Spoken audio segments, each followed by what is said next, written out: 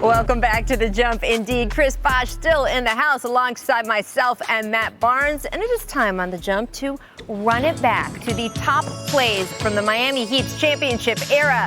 Number 5, LeBron's block on Thiago's splitter. This is 2013. Unbelievable block. He's had some of the most memorable blocks in finals history between this and Iguodala. Look at that face afterward. Chris, you know that face. Yeah, that's Kyle.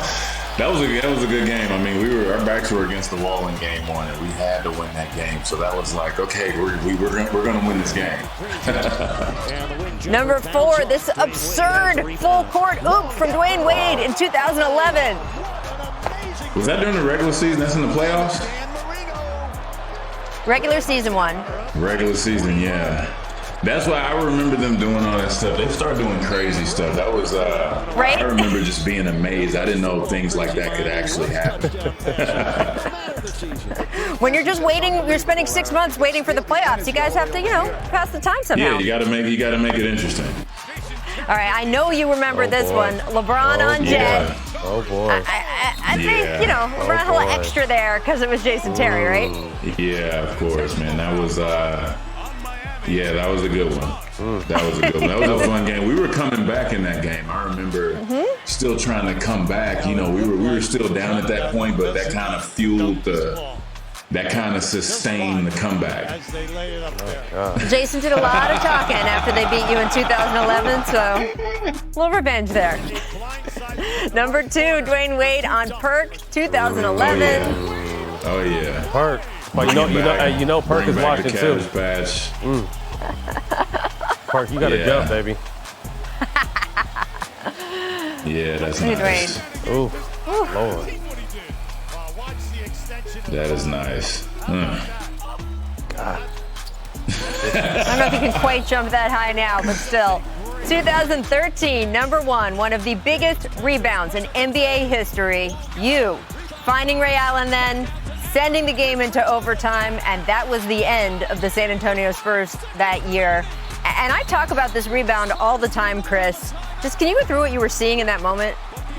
No, not really. I just saw the ball. I was able to see the whole flight of the ball. And as a rebounder, if you can see the flight, you can kind of anticipate where it's going. It kind of happened in slow motion for me. So I saw Manu down there first, and then I saw Ray backing up, calling me. So, I mean, I'm not going to dribble. I'm not going to shoot it. I'm going to pass it to Ray. Game-saving block on that one, too, by the way. I just want to point that out. Oh, I appreciate that. Hey, right? Hey, Look at appreciate that. That's what's up. That's why I like you guys.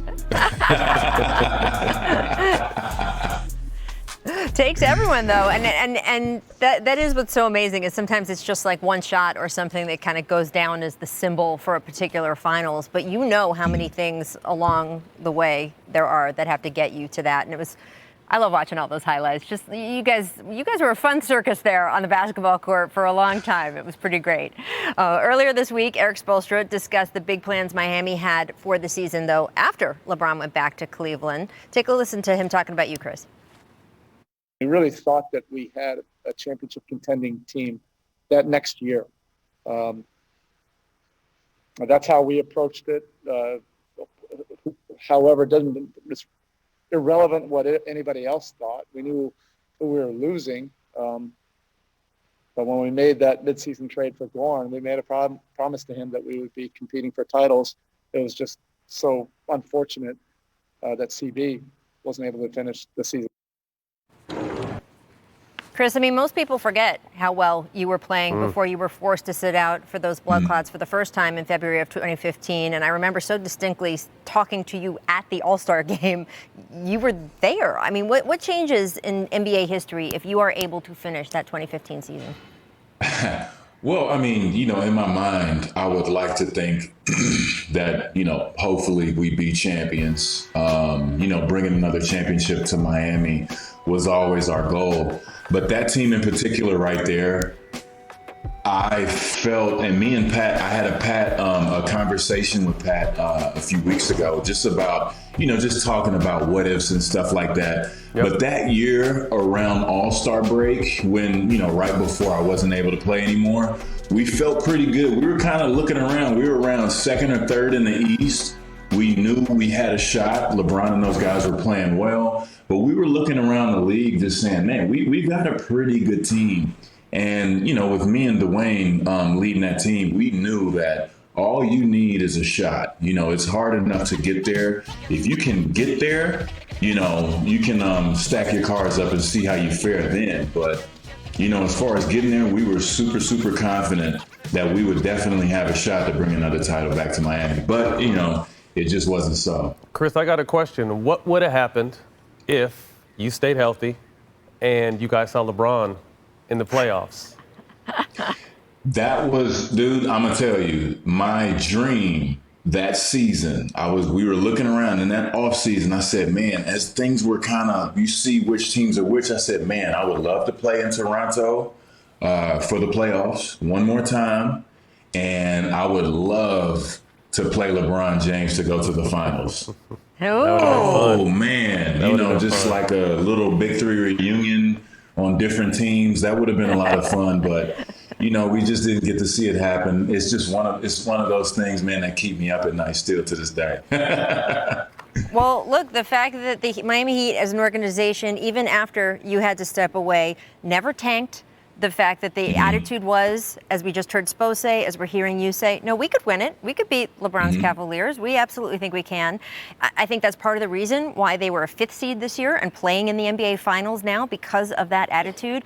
And it's why I have at least a little bit of faith that we could still get a really competitive series here, because the culture of that team isn't, hey, we don't have stars, so we're never going to win. That just isn't something that they believe in Miami. So even if Goran and maybe Bam aren't able to play for a couple games the rest of the series, the thought process won't be, hey, there's no use even competing, because they've never acted that way. I do want to get to America's favorite game. I know it is. You know it is. What were you thinking, Chris Bosh? So I just want to know what's going through your head. First question, what were you thinking when you buried the Portland Trailblazers with 0.5 seconds on the clock?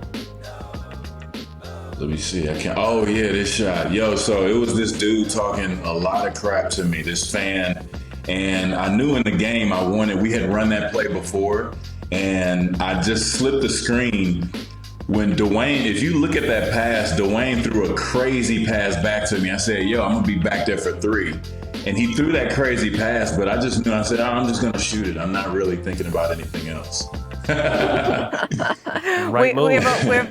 I'm telling you, we have a producer on our staff, producer Bob Murr, who is a Portland diehard, and I just want to tell you that he was at the game and you broke his heart, Chris. You just did. So I'm sorry. Happens. It happens. It happens. Next up, what were you thinking, Chris Bosh, when Carlos Boozer fouled you? This is from 2011. Booz makes a move.